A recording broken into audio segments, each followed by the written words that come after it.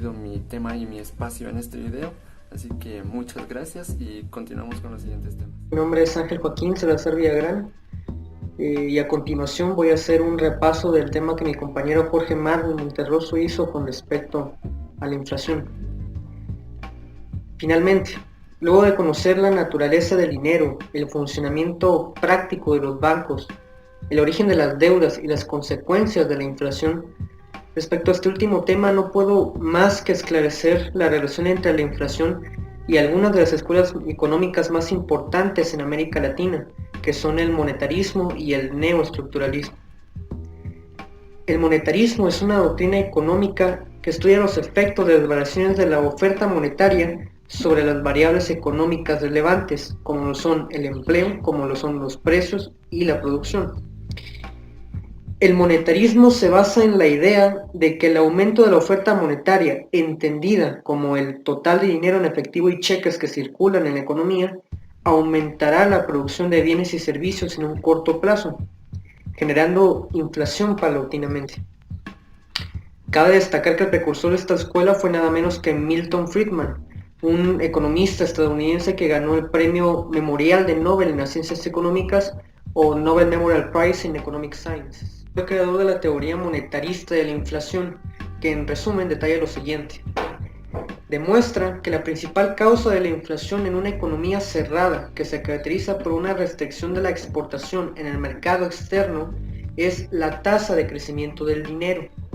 Un aumento de la tasa de crecimiento de la oferta monetaria conducirá a un crecimiento igual en la tasa de crecimiento de los precios.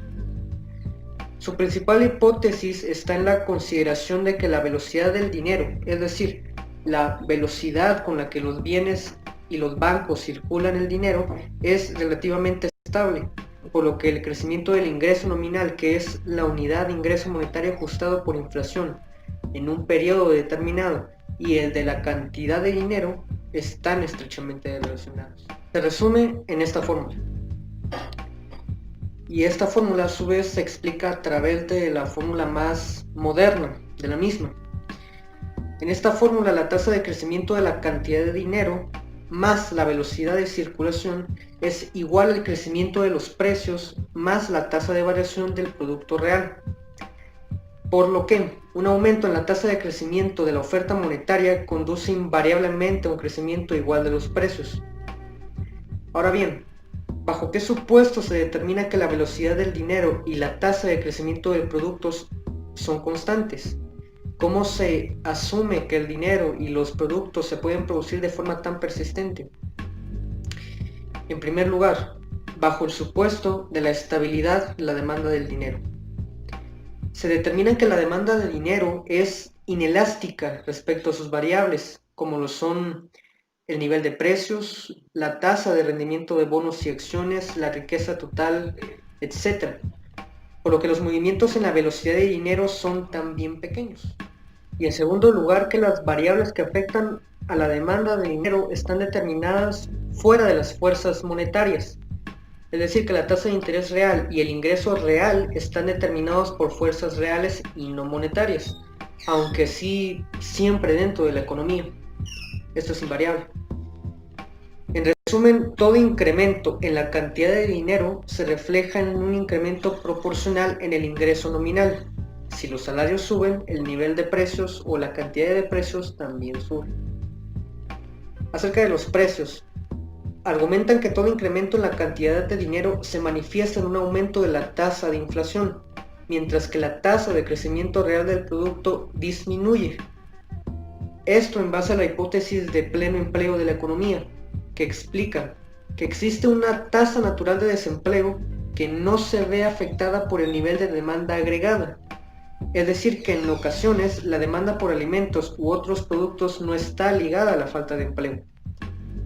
Por lo tanto, en un corto plazo, los cambios externos en la calidad de dinero pueden afectar al sector real, al Producto Interno Bruto y a la tasa de desempleo. Sin embargo, a largo plazo, este efecto desaparece cuando el nivel de precios es significativamente mayor, es decir, cuando el nivel de los salarios simplemente es equivalente a la cantidad de precios que existe en el mercado y son equitativos, cifras equitativas. por supuesto, esto es verificable en el supuesto de que los individuos siempre tratan de mantener el nivel real del dinero óptimo, si tienen la posibilidad de ahorrar parte de sus salarios y que el mercado monetario siempre está en equilibrio, cuando la oferta de dinero es igual a la demanda real. Haciendo un resumen de todo lo mencionado, consideran que los precios son flexibles y que la economía funciona con una tasa natural de desempleo. Por ello, consideran que una expansión exógena del gasto público, es decir, que se origina por causas externas al mercado, tendrán efectos inflacionarios cuando no viene acompañada, por ejemplo, de un aumento en la producción o en la tasa natural del crecimiento. Es decir, cuando la cantidad de dinero es mayor a la cantidad que el Estado puede gastar en la creación de proyectos y obras públicas. Por ello, la única fuente de financiamiento del gasto autónomo y del déficit fiscal es la expansión de la oferta monetaria. El déficit fiscal, que no sea temporal, necesariamente es inflacionaria. Así son los excesos de demanda los que generan la inflación. En otras palabras, el nivel de graduación o degradación de la inflación en la economía de un país estará determinada siempre bajo un equilibrio entre oferta, demanda y gastos. Si el Estado o los individuos tienen más dinero del que pueden gastar, el dinero pierde su valor en el mercado interno y con ello la productividad de los productos disminuye. En cambio, si la demanda es mayor a lo que las personas pueden gastar, los precios se degradan y la economía se estanca, ya que los medios de producción no tienen una oferta monetaria que los resguarde. Y si los gastos públicos no se ajustan a la demanda general, el déficit fiscal aumentará desmesuradamente. Ahora bien, si queremos explicar la inflación desde un punto de vista más con respecto a la estructura del Estado y no al mercado, debemos introducirnos entonces a la escuela neoestructuralista. El neoestructuralismo nació de los estudios del estructuralismo, de los trabajos de Paul Presswich y la CEPAL, que es la Comisión Económica de las Naciones Unidas para América Latina y el Caribe.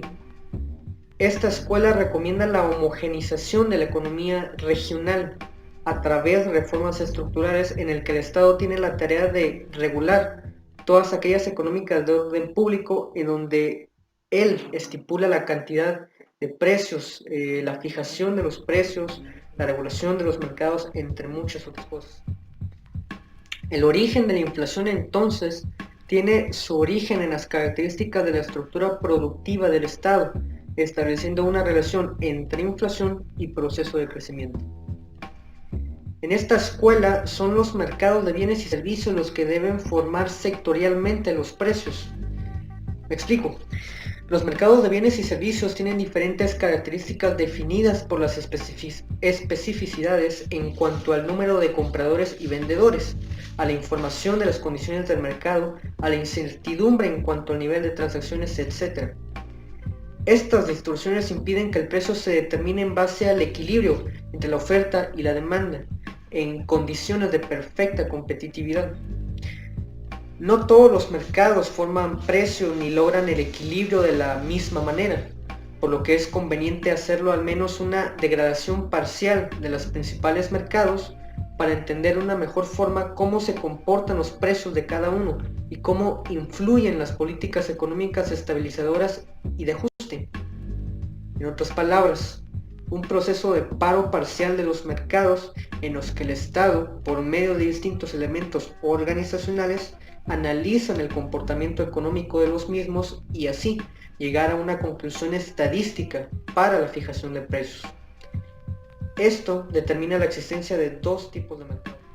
Mercados con precios flexibles. En este tipo de mercado se supone la existencia de un equilibrio casi permanente, el mecanismo de ajuste para que la oferta y la demanda sean iguales en los precios. Los consumidores se enfrentan entonces con una oferta inelástica que no responde ante los cambios de los precios. En estas condiciones es la demanda la que determina el precio. Este grado de elasticidad de la demanda es un factor que permite un mayor o menor poder monopólico, ya que si la demanda no varía significativamente frente a cambios en los precios, los monopolios pueden incrementar los precios sin temor a una disminución de las demandas. Estos mecanismos operan tanto en el caso de que la producción se realice en condiciones de competencia como en condiciones de monopolio. De lo anterior se puede deducir que podrían surgir incrementos de demanda derivados de los cambios de precios de los productos distintos o de productos menos indispensables.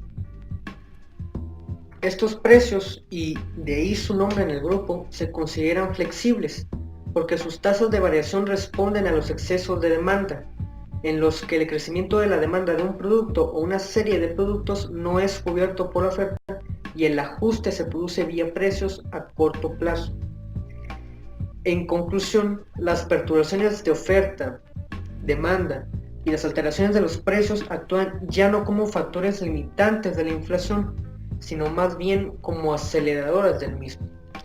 Y de ahí la enorme diferencia entre el neoestructuralismo y las políticas monetarias. Mercados con precios no flexibles. En estos mercados, los ajustes de precios son más lentos, las cantidades ofertadas, producidas y demandadas no se igualan permanentemente, a diferencia de los mercados con precios flexibles. Las transacciones y la reformación, la elasticidad imperfecta de las curvas de demanda, la incertidumbre de tomar una decisión correcta, hacen que la necesidad o la naturalidad no sea el equilibrio. En este caso, me explico, los empresarios monopolistas al enfrentar como propia toda la demanda del mercado, maximiza su ganancia determinando las cantidades a producir, de manera que cada unidad vendida rinda un beneficio y sus costos sean menores al precio. Frente a situaciones de exceso de demanda, cuando existe capacidad instalada ociosa, es decir, cuando la capacidad no es efectiva y no produce bienes o servicios o productos, cualquiera sea el mercado se ajusta por el incremento de las cantidades ofertadas y en el caso de industrias monopólicas incrementan la cantidad y el precio. Y en situaciones en las que hay disminución de la demanda por la caída de los ingresos salariales reales, siendo imposible incrementar las ventas sin disminuir los precios, debido a que existen factores que delimitan su mercado, este tipo de empresas entonces prefieren no utilizar la totalidad de su capacidad instalada. Por lo tanto, las empresas prefieren mantener sus precios y no incrementar la producción para defender sus ganancias. Este último comportamiento puede presentarse por las heterogeneidades electorales en cuanto al tamaño y al poder de control del mercado de los mismos. Sin embargo, esto solo no aplica en empresas grandes y enteramente monopolizadas, pero en el caso de las empresas pequeñas, los riesgos de incurrir en pérdidas son más altos que las expectativas, por lo que las decisiones de costos que se guían por condiciones de inflación más normales implican aceptar una disminución temporal del margen de ganancias normal, siempre que no se altere su oportunidad de ajustar sus precios a los costos en un plazo prudencialmente más largo. En el caso de una inflación, entonces, se pueden presentar tres posibilidades. Que la empresa, debido a que las pérdidas en las que incurre, quiebre. 2. Que desarrolle mecanismos para sobrevivir como evasión de impuestos y así reducir sus costos totales. O 3. Que eleve sus precios para recompensar la disminución de su demanda. De esta forma se explicará la permanencia de capacidad instalada distribuida, la inflación y la recesión.